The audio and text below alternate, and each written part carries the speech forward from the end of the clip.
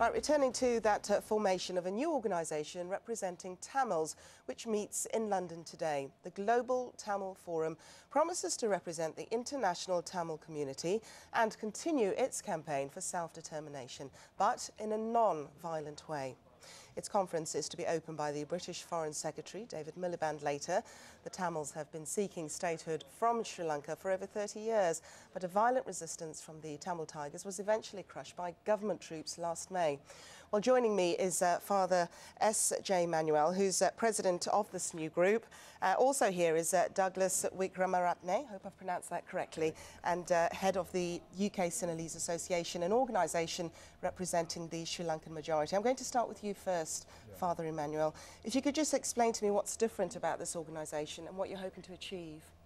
This is the first time we are forming a world organisation, a network of all the organizations that have been existing already in different countries, in almost 14 countries.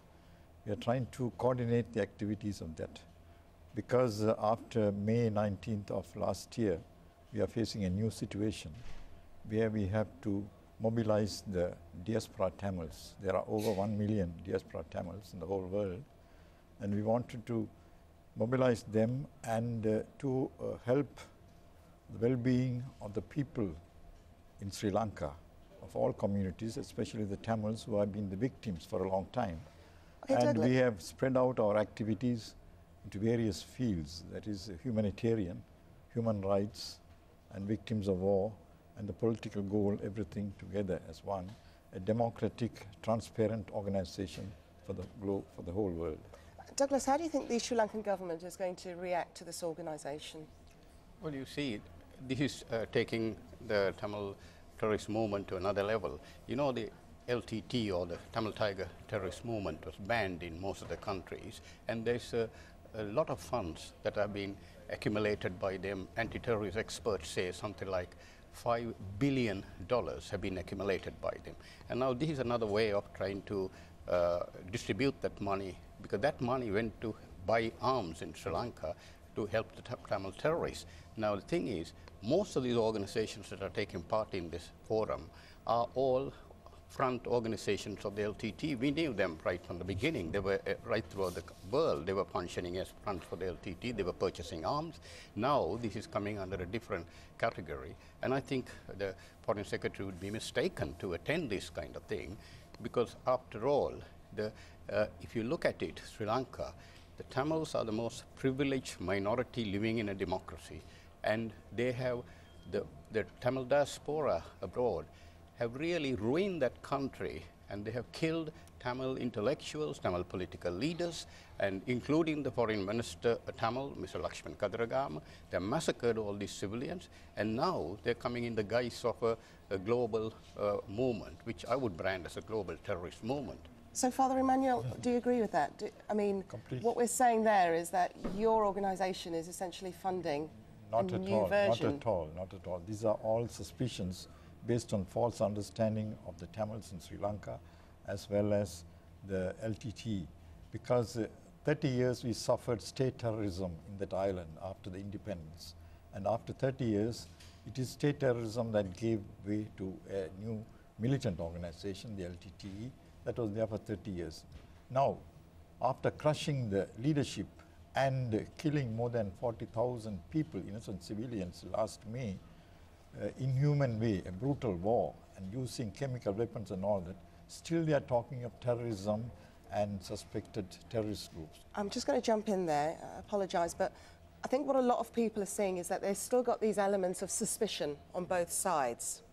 How do you think, because what everybody wants to see, the international community wants to see, is this notion of reconciliation. Sri Lanka as a country has suffered. You've got the Sinhalese and the Tamils, everybody's suffered. So how are you going to reconcile? What do you think the biggest challenge is? How are you going to move forward? Actually, the reconciliation has started already. Although the Tamil diaspora here is trying to create problems there, the Tamil people are now settling down, and they don't want this war, because they are the people who suffered most from this war. And they want peace, and they want these people abroad to contribute to that they can rebuild the country. I mean, the north and the east now Actually, in the East, the sign of the rehabilitation you can see, a former child soldier, Tamil child soldier, is now the chief minister of the Eastern province. So they have government has accommodated all these people. Karuna, one of the terrorist leaders, he's now a cabinet minister. And now the next process after the election would be to the rebuilding of the North and the East. And the Tamil diaspora must divert their resources not to purchase arms and start another war in different way. Forget about these false allegations about state terrorism and discrimination. There isn't anything like that. So, Father Emmanuel, if your new group doesn't get, I mean, you want this idea of self-determination. If you don't achieve that, what's the likelihood of violence re-emerging? Because there is this idea that the Sri Lankan government thinking that the Tamils abroad still want to achieve their aims, but through violent means. I mean, how do you feel if you don't achieve your aims? How will you guarantee that there won't be violence? It's a mistake. It has always been the actions of the government and the majority that pushed us to take up even arms. Because we were, from the very beginning, we were for a federal solution for a long time, devolving of power also to the Tamils. Tamils want to have peace on that island, not a subservient peace, but a peace with dignity and equality and human rights. No? That was denied completely. Now what Mr. Wickramaratne has been saying is the propaganda of the government of Sri Lanka. After crushing and killing and all these things, even the 300,000 people were kept in concentration camps, and now they are taking them to places and changing places. They are not allowing them free. And you are not allowing any media to find out the complete truth about this thing. Why are you afraid of the media? You are doing things behind closed doors. That means there is something going on that is unjust in that country. We are concerned as brothers and sisters of that people to do something for the welfare. We are not at all interested in any underhand or suspicious ways.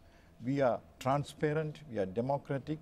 Our organizations are registered in all the countries and even in Britain, and we have invited a Buddhist monk and a Muslim theologian for this conference today, and I am a Catholic priest against violence. I am heading this organization. You can't make baseless suspicions about this organization. Okay, Father Emmanuel and Mr. Wickramaratne, thank you very much, and we'll be watching events very closely. Thank you for your time. Thank you. Thank you. Well, moving on now.